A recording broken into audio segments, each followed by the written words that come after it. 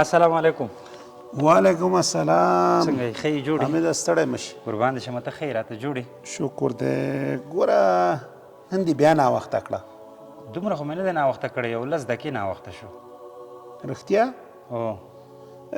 راځه چې یو پوښتنه درنه وکړم. استاد د څه شي په هکله؟ همدا چې که ته هره ورځ 10 دقیقې ناوخته راځې نو د میاشتې څو ساعته کېږي؟ استاد نه پوهېږم چې څو ساعته کېږي. زه به دې پوه کړم. پوره 15 ساعته او په کال کې تر 2.5 ورځو پورې ته وخت ضایع کوې.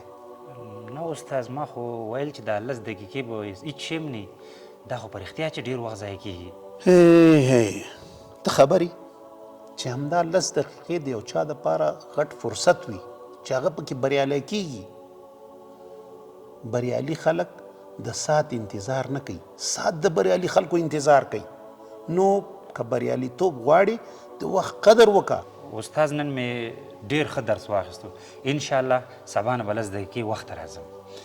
همدغه وایم که نه چې که د وخت قدر دې وکړه وخت به ستا قدر وکړي، بریالی به شي.